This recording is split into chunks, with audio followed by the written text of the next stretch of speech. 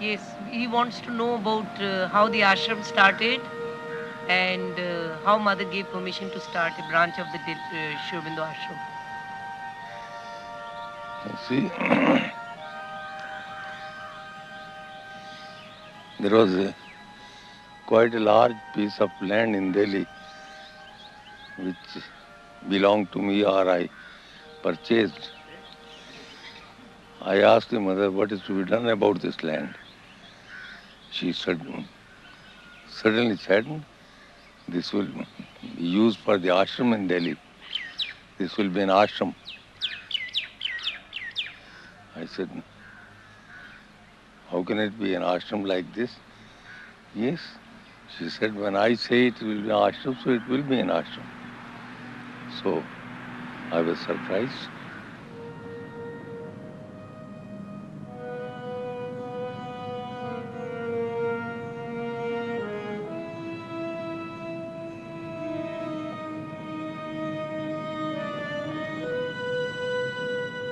Then I asked her, can you please give some date for its inauguration? She said 12th of February. It was 1956. I said 12th of February. And mother, why not give it 21st of February, which is your birthday? Why give it 12th of February? She said 12th and 21st, both are the same. It doesn't make any difference. That is 2-1 and this is 1-2. So you can have on the 12th.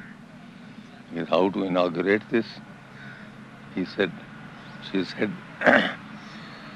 12 persons can sit in the meditation hall and have meditation for a few minutes, and then the ashram will be established.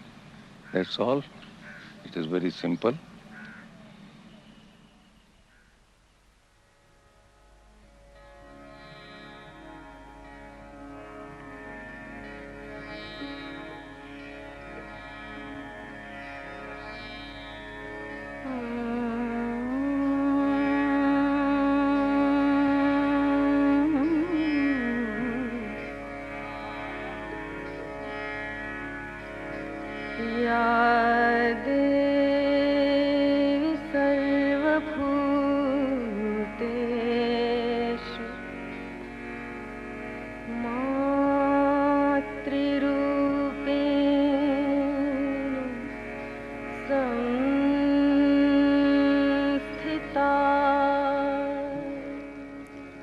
In 1984, I came as a visitor to the Shri Aurobindo Ashram from Europe.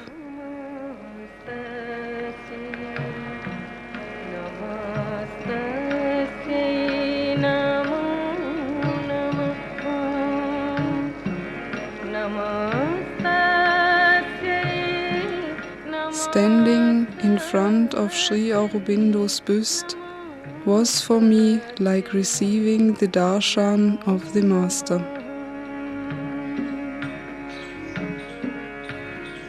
Nearby I was welcomed by the shrine with Shri Aurobindo's relics, a place of peaceful joy and a call of the future.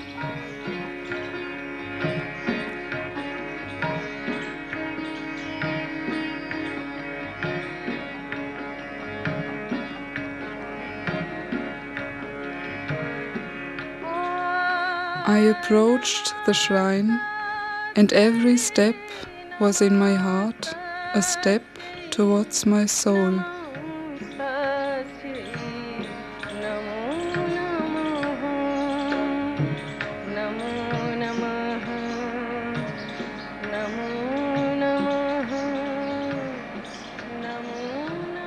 how did the shrine come? How did Shri Aurobindo's relics come? Then, after some time during my next visit to the ashram, I told her that although the question in my own mind looks to be foolish and puzzling, but I don't know why I was thinking that the ashram, that the shrine or the samadhi of Shri Aurobindo can be in Delhi or not. She said, why not? Certainly. I've already kept all the papers ready for you. All the design is ready, and I'll send it to you as soon as you go back to Delhi. And the shrine can be made, the samadhi can be established. So I could never understand that a samadhi of a person can be at more than one place. It was already in Pondicherry, how can it be at any other place also? But now I find that it's being established at so many places, one after the other.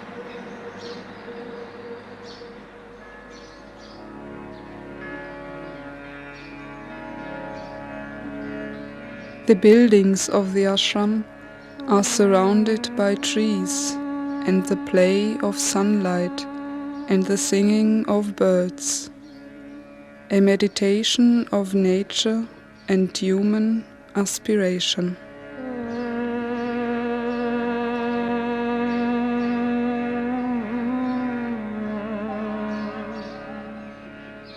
To walk through the ashram is the experience of a spiritual island, of a creative center for the building of the new world.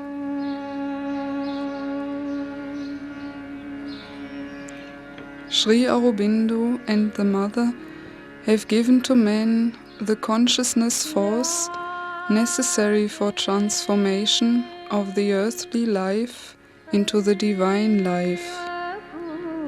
And this force, I feel, will first establish itself in islands of light, of which this ashram is a beautiful example.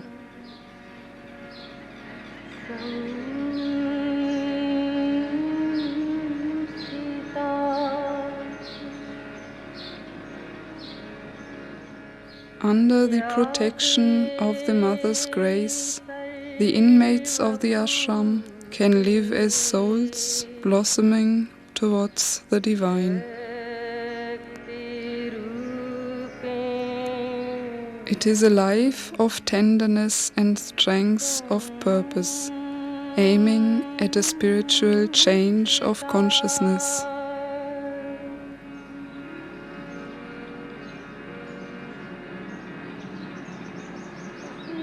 So I'm here about 8 years now and do all kind of things in the ashram, mainly at the moment the designing of the new buildings of Mirambika.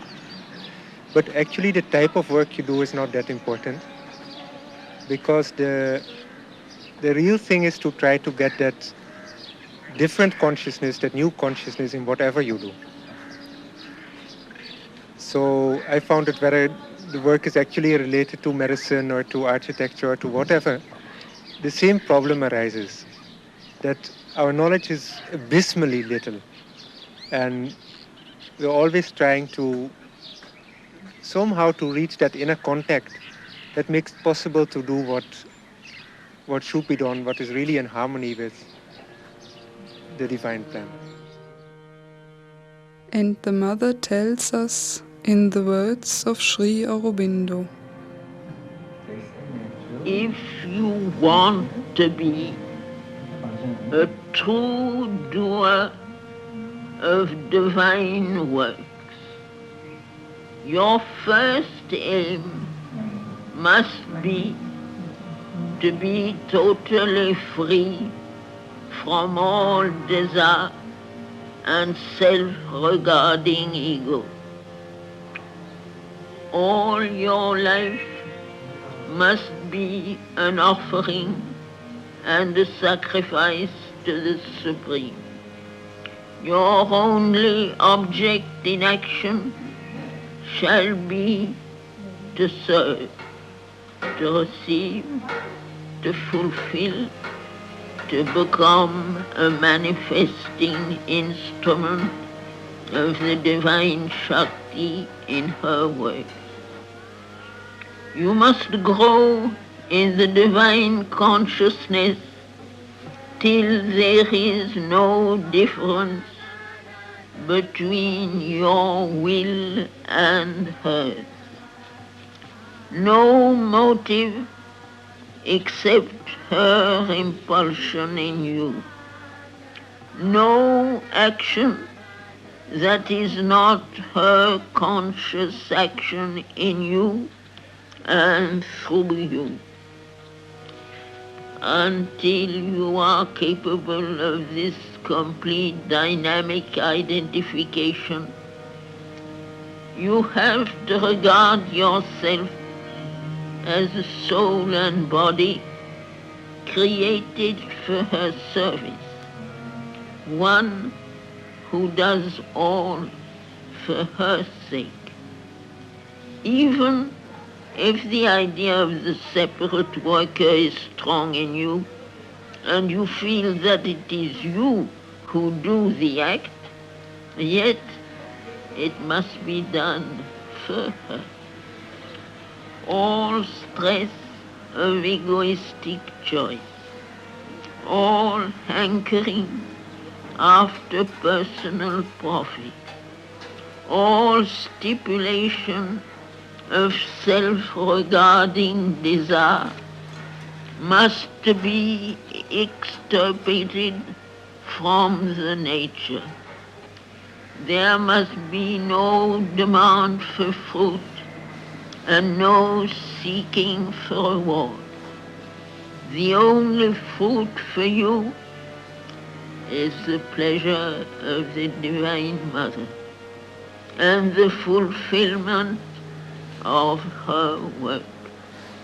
Your only reward, a constant progression in divine consciousness and calm and strength and bliss.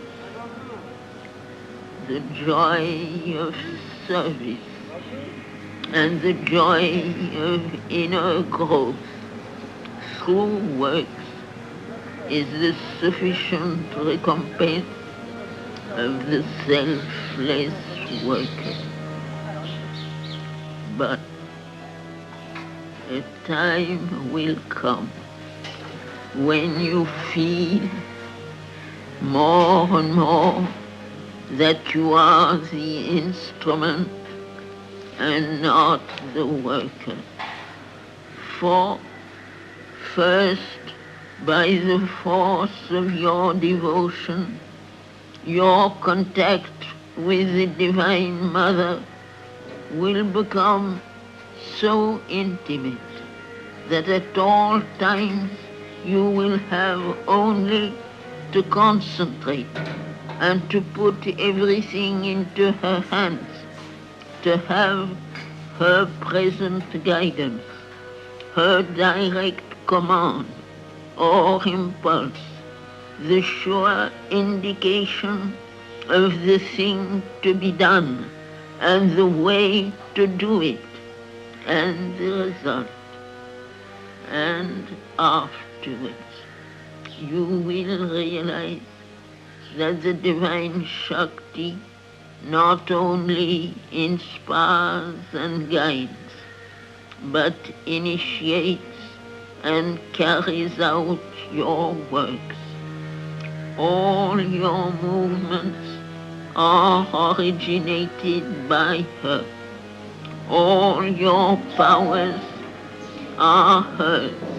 Mind, life, and body are conscious and joyful instruments of her action, means for her play, molds for her manifestation in the physical universe.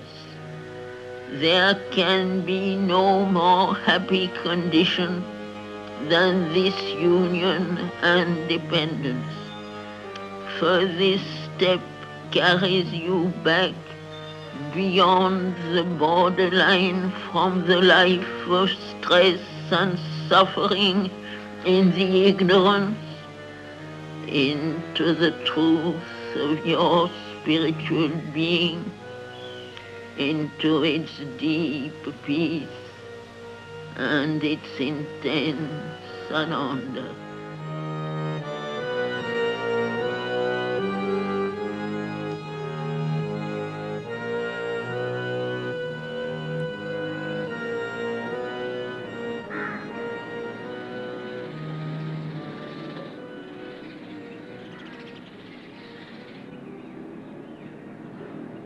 One afternoon, I went over to the buildings of the Mothers International School.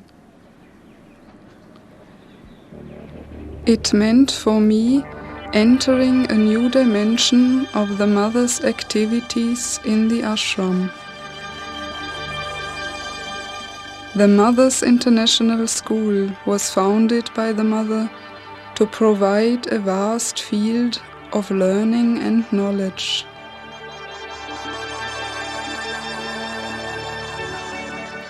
The school area consists of an already completed building with many classrooms for all educational activities.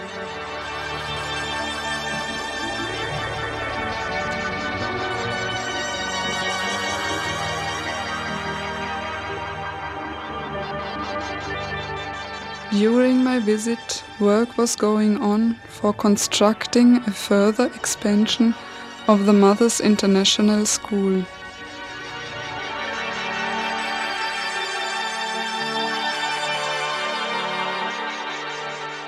High towering buildings will in future house the senior section, laboratories, an assembly hall and other facilities.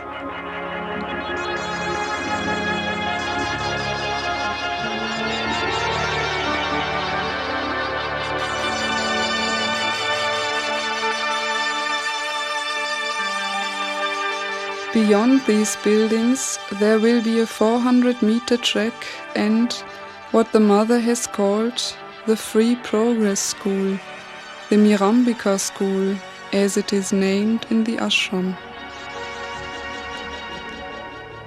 Mirambika was established to realize what the Mother has told about a new method of teaching for young children.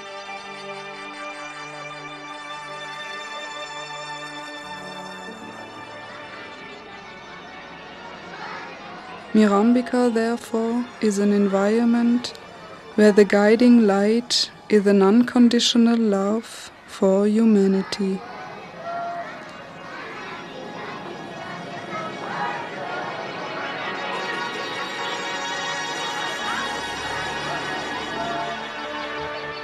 An environment where learning starts from experience and where the accent is shifted from the content of learning to the process of learning.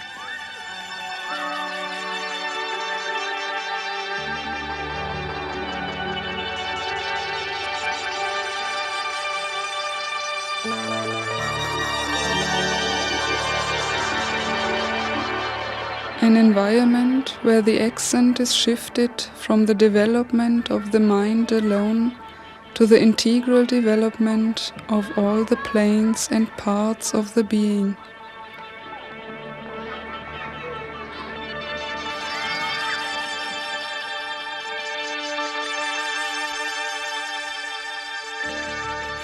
An environment where research aspires to rise above mental limitations into a new realm of human endeavor.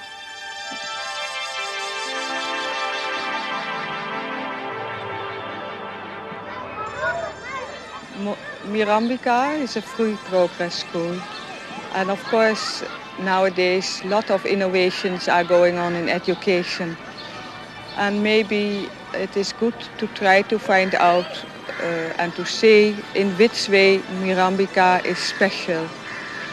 When Mother started the free progress education, she told that this would be education that would be favorable for the soul. Besides the freedom that the children here get, all the time we try to emphasize that the children go back to their inner selves. So from the beginning, the children are tried to make responsible for what they are doing. Even the very small ones, we ask them, what would you like to do? And they take already their small decisions. Then children, of course, live in a group, so they have to learn to live together. And while living together, often they are confronted with themselves and with how they should deal in difficult situations when you want something, another wants it, and how to deal with that. So when there is aggression amongst the children, we do not just try to make the children to divert their attention. We try to tell them how it would feel if they would themselves be approached in such a way. Then educational, our way of working is with topics. The older children choose their own topic, and from that all the work is done. So they learn maths in a context, they learn English in a context, they learn Hindi in a context, and of course they learn science in a context. The whole idea is that they learn what the world is about, that they learn not just from a book, but that they really learn how the world is made, what is the beauty of the world, the wonders of the world, and that they themselves feel how they would relate to that.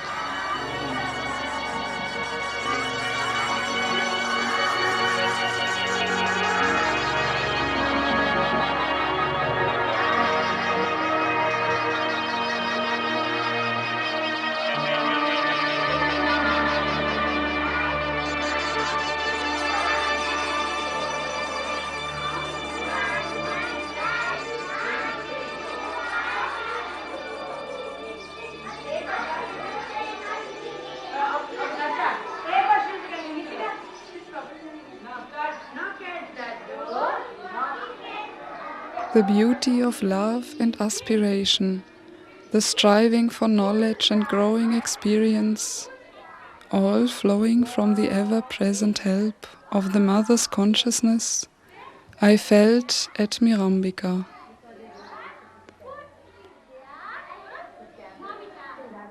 It is moving to see how simple and free children and grown-ups form the living body of the ashram. And I am grateful to Shri Aurobindo and the Mother that they have given to the world such a precious instrument for the soul's awakening. During the days of my visit, I understood deeply that the ashram provides a comprehensive field of action for all men of goodwill, aiming at a better future in the light of Shri Aurobindo and the Mother. When we come into the ashram, we arrive first at a fountain. Then from there we can walk to the right and we will see the buste of Shri Aurobindo. Turning left, we get on the left-hand side the shrine of Shri Aurobindo, which forms the central focus of the whole ashram. Walking back, we come at the main ashram building, where the meditation hall is, the sabda, and most of the ashramites live. Next to it, we find the service block, where the guest house is, our library, our dining hall, and our kitchen. Behind it, we find the temporary buildings of Mother's International School and of Mirambika. From here, we can walk in this direction, where we find the playground of Mother's International School. And from there, we can walk on along a new road to the new school building of Mother's International School. The primary building is already finished. The senior section and all the laboratories and the assembly hall are presently under construction. Behind this building, we find a large 400-meter track. And behind that again is the area where the new building of Mirambika is going to be built. It so happens that the total layout of the ashram has roughly the shape of Mother India.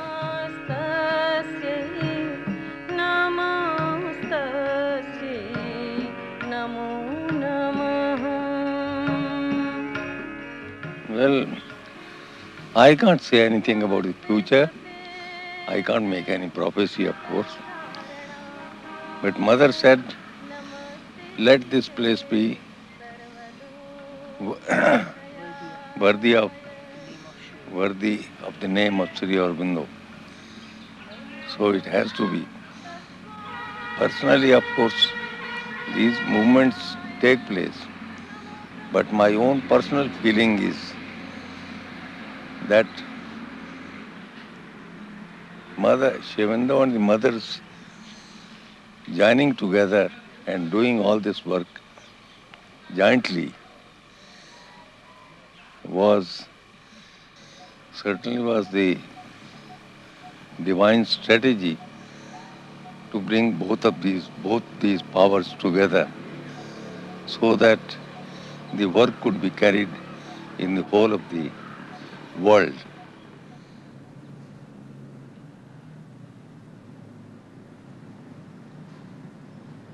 Tara is the daughter of Shri Surendra Nath Jauhar.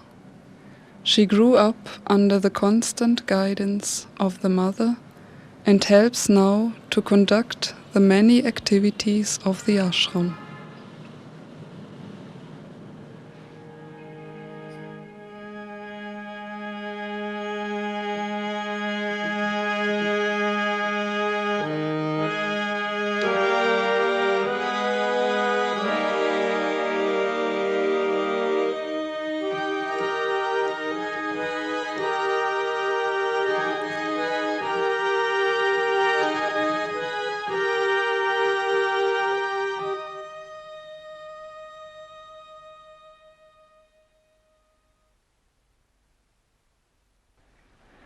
Shri Aurobindo Ashram is located on Shri Aurobindo Marg. Shri Aurobindo Marg is Shri Aurobindo Road, which starts from Safdarjung and ends at Qutub Minar. It is a VIP road and it is the longest straight road of Delhi, 7 kilometers long. This name was given after a long struggle that my father had with the government. He has a whole big file and 7 years of struggle behind getting the road changed from Mehrauli Road to Shri Aurobindo Marg. We are opposite the IIT, which is the Indian Institute of Technology. And we are surrounded by some of the major educational institutions of Delhi. The ashram campus is about 29 acres and the most built up portion is the ashram area where we have the shrine, the meditation hall, the sadhaks quarters, the guest block, the printing press, the bakery, the Matri department store. And up to now, all the schools have also been on the ashram land. Now that the Mothers International School building is getting ready, the major part of the school is shifting out. Now we will be left with Mira Nursery School and Mirambika Free Progress School on ashram land. And for this also now the Mirambika Free Progress School's plans are getting ready. Their building will be ready, they will get transferred. And then finally the Mira Nursery School will also be shifted to the Shri Aurobindo Education Society land, which is adjacent to the ashram land. After they have all shifted, we will then start construction of our guest block and of a swimming pool, of an auditorium, and we have many plans. Most of the area we will turn into gardens and lawns on this side. We have a spacious meditation hall where about 500 people can sit together. We have daily meditations at 7 in the evening. On Sundays we have the meditation at 9 in the morning, and usually we have a discourse on Shri Aurobindo's philosophy on Sundays. And we celebrate all the darshan days and all the special occasions when we have big crowds, sometimes as many as 1,000 coming, when people have to sit outside.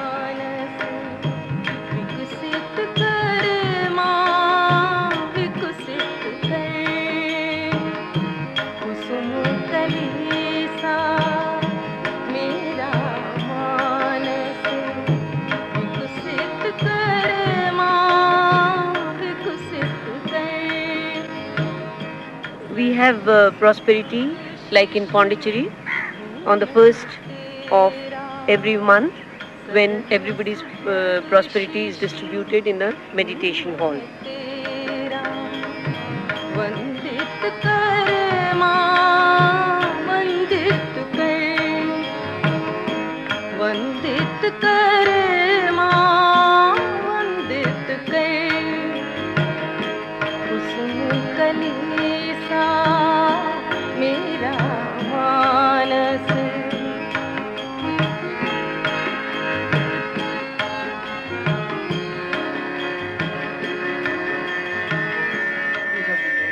Whenever people have personal questions or things about Shri Aurobindo's philosophy or something that they don't understand about from the books, or if they want to know something about the ashram, we usually send them to Parasharji, who is known here as Masterji. He has been connected with the ashram for 40 years and he guides all these people. In the life of Shri Aurobindo, after the Alipur trial, he almost secluded himself from the general life. Yes. And he has not even laid out any specific method of achievement or realization. Yes. So how do you feel has he contributed The for the uplift of mankind? How did he do it? Jail, he had an experience, a very great experience in which he found out the work that he was meant to do. He had discovered the supermind and he knew that it is only the advent of supermind on earth that can solve its problems. It was, you see, his silence and Pondicherry was a sort of laboratory where he says that he clung to the truth, he got the truth, tried to fix it up in the earth consciousness. It was a very difficult job and only those who know yoga, they know how truths are brought from the other world and put into this world. The results we are only, just as we do not know what Einstein did in the laboratory, but we know what came out of what he found out. In the same way, Shri Aurobindo's truths were discovered by him, then he put into practice when the mother came, and then the world came to know what was happening there.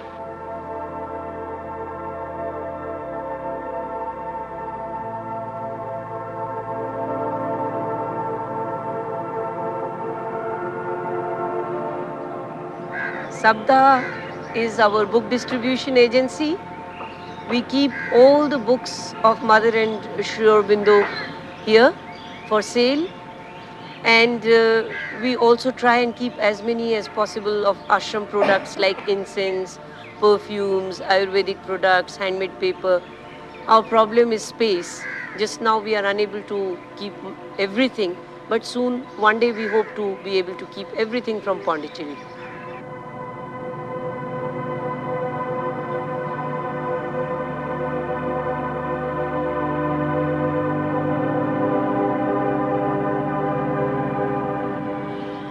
We have a library which is growing every day. At present, we have about 20,000 books in 16 different languages. The entire library has been built up on donations of books, and it is free to the public. We don't charge anything for the use of the library.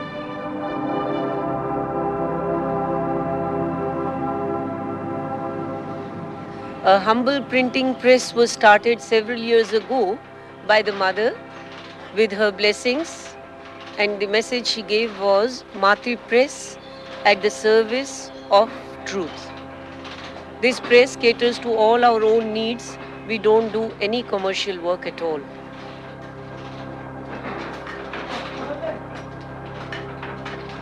We publish from our press 2 monthly magazines, The Call Beyond in English and Shri Arvind Karmadhara in Hindi.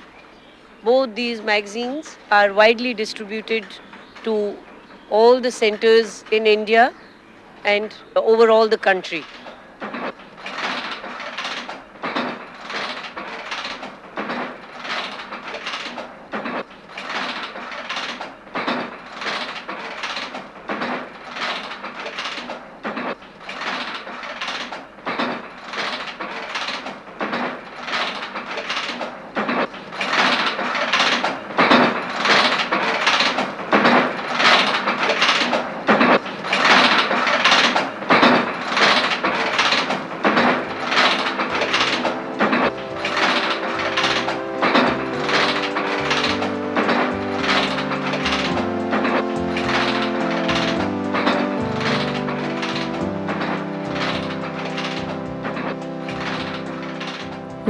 in the integral yoga of Shri Aurobindo and the Mother is a major means for inner growth and material realization of the new consciousness.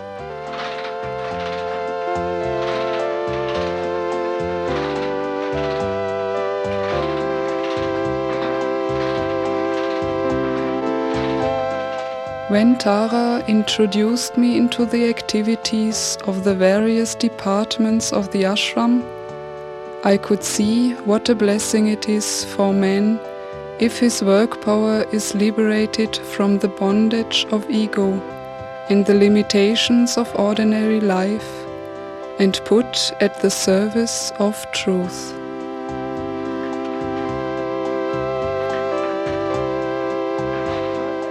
For then it is no longer necessary to withdraw from the world to reach the Spirit.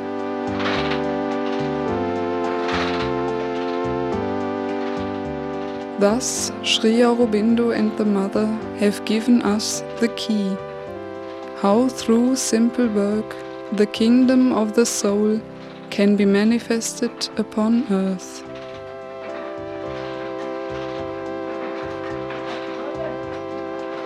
We also have a center, Mother's Center of Photography, where we take all our own photographs and do the printing and for use in publication in our magazines. Besides that, we do a lot of printing of Mother's and Shri Aurobindo's pictures for sale.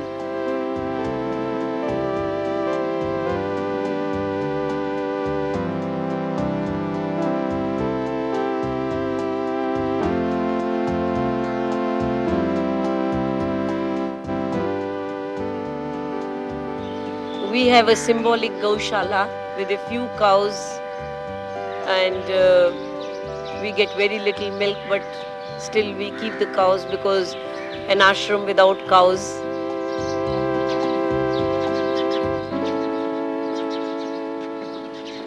See, in India, they believe that every ashram should have cows.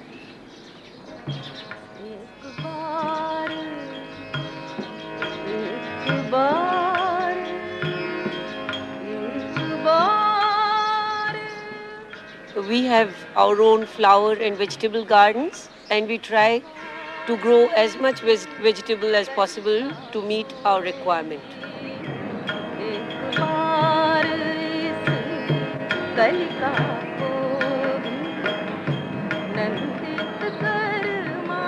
Yes, I have been here since about 2.5 years, looking after the garden, and apart from that, working in the mountains in an apple orchard, which is under Pondicherry Ashram for the last 25 years. I consider my work as an offering to the Divine Mother, and it is a means of sadhana for me, with which I hope to prepare the fundament for a higher life.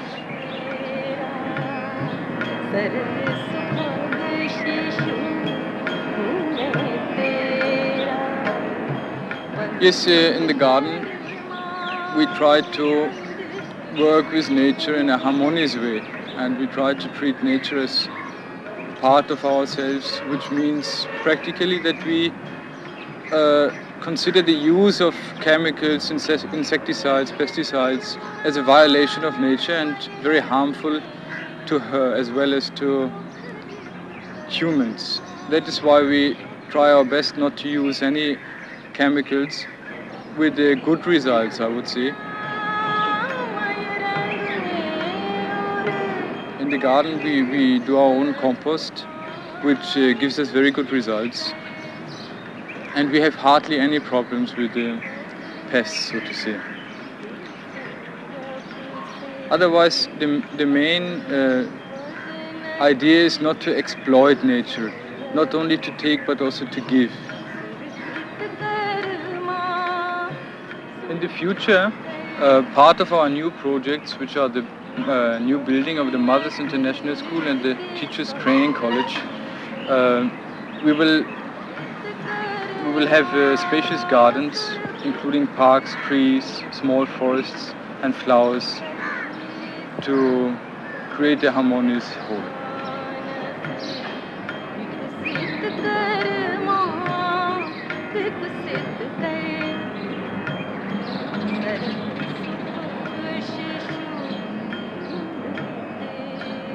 We have our own bakery where we produce brown bread, biscuits, eggless cakes and other health foods for our own needs and a little bit for outside also, which is sold through our Matri department store.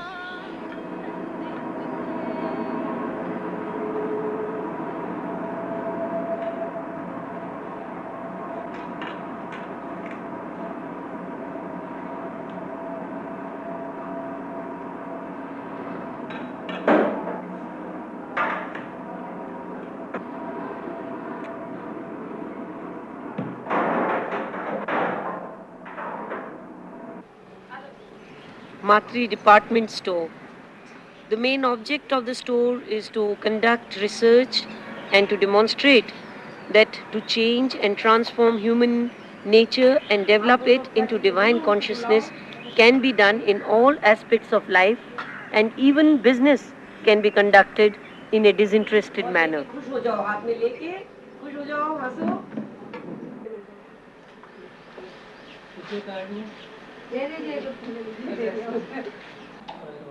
We have a house maintenance service, which means that all the electrical, plumbing, whitewashing, all these departments are there to maintain the big premises that we have.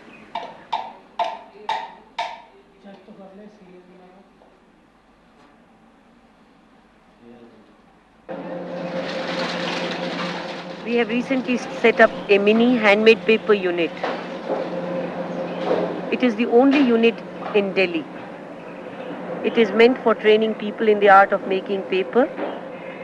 This unit produces artistic paper, which is also made into stationery such as letter pads, envelopes, letter writing sets, visiting cards, drawing boards, etc. It is not a commercial unit. Efforts are being made to train as many people as possible into this cottage industry.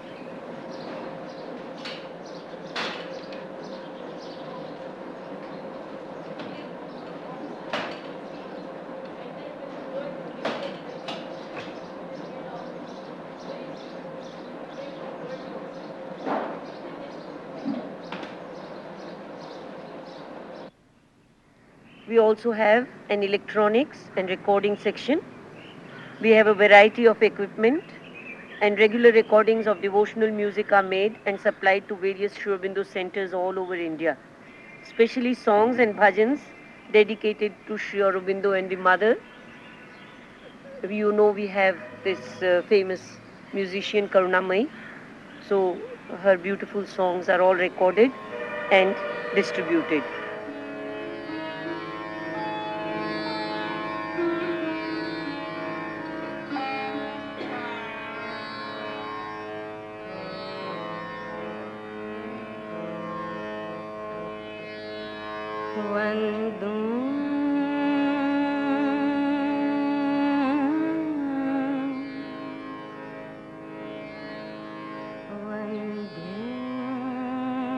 The principle of giving is most beautifully expressed through art. How much I was impressed by the performance of the dance classes of the Mothers International School.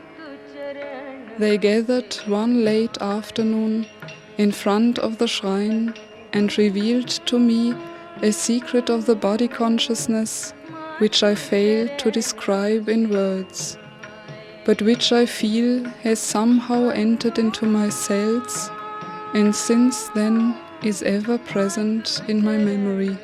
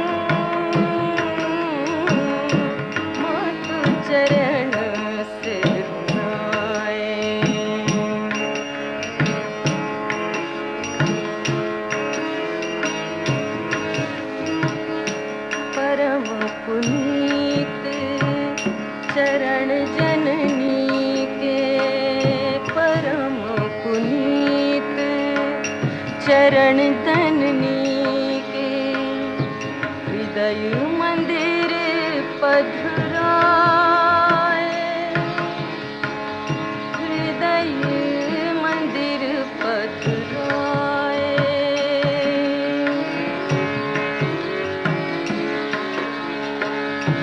Divya प्रेम भक्ति अरुआनंद दिव्य प्रेम भक्ति अरुआनंद दिव्य प्रेम भक्ति अरुआनंद निस्वासर अधिकार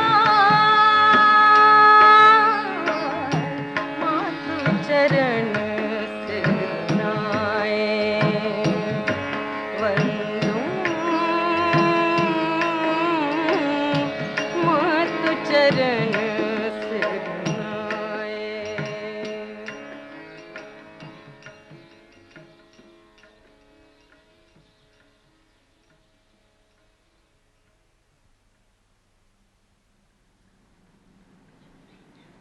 We have recently started a solar energy project which we have named Surya. There is a subtle beauty in the direct use of the sun's energy. The sun, living symbol of the supramental truth, adds something to the water heated in a solar collector or to the bread baked in a solar oven. This is one of our solar projects. It collects the sunlight from the sun on these mirrors in this collector. The cold water comes in from the back, circulates through the collector and is heated up and then goes to the tank in the background. It supplies most of the hot water for our hostel, the rest being supplied by a wood fire. The mirrors are put in such a way along an east-west axis that when the sun goes over in this direction, all the light reflects from each mirror on the collector here on top. This mirror is flat and the light reflects straight there. These ones are on an angle and this light reflects in the same direction. So during the day, it does not need to be adjusted.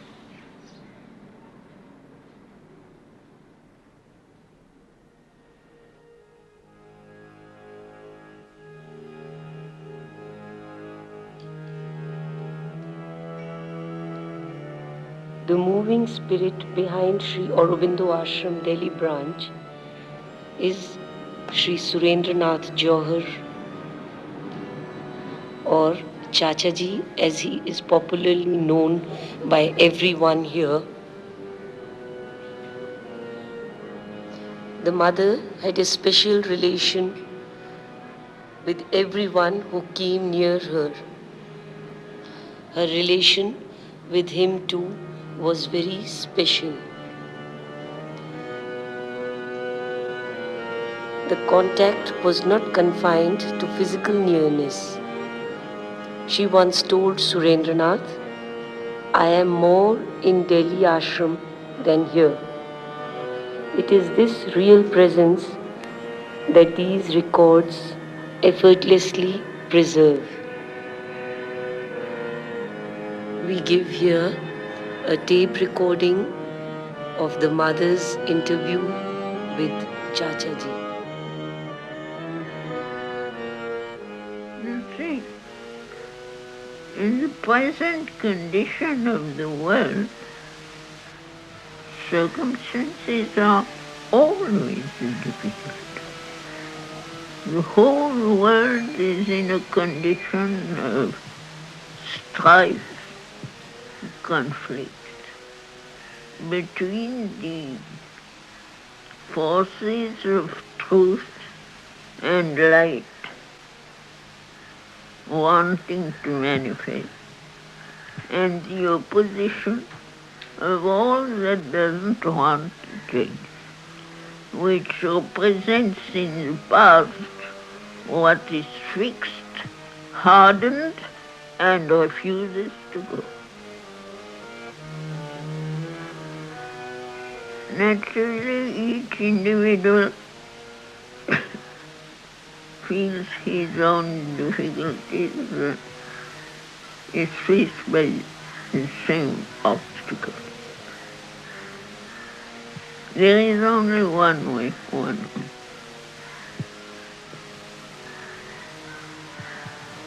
It is a total, complete, and conditioned surrender. What I mean by that is the giving up not only of one's action, work, ambitions, but also of all one's feeling, in the sense that all what you do,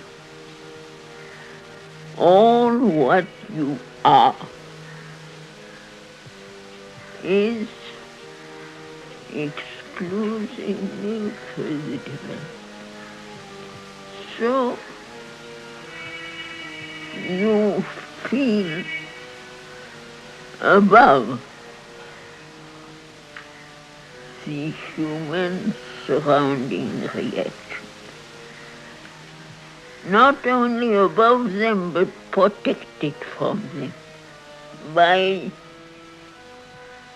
the wall of the divine's grace. Once you have no more desires, no more attachments, once you have given up all necessity of receiving a reward from the human beings, whoever they are, knowing that the only reward that is worth getting is that one that comes from the Supreme. And that never fails. Once you give up the attachment to all the exterior beings and things, you at once feel in your heart this presence, this force, this grace that is always with you. And there is no other remedy. It's the only remedy for everybody without exception. All those who suffer, it's the same thing that has to be said.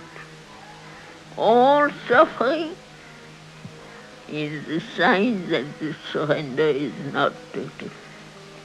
Then, when you feel in your pain like that, instead of saying, oh, this one is bad, or this circumstance is difficult, you say, my surrender is not perfect. And then you feel the grace that helps you and leads you, and you go. And one day, you imagine that nothing can trouble. You answer to all the contrary forces, the contrary movements, the attacks, the misunderstandings, the bad will, with the same smile that comes from full confidence in the divine grace. And that is the only way out. There is no other. This world is a world of conflict, suffering, difficulty, strain. It's made of it. It has not yet changed. It will take some time before changing. And for each one, there is a possibility of getting out. If you lean back on the presence of the Supreme Grace,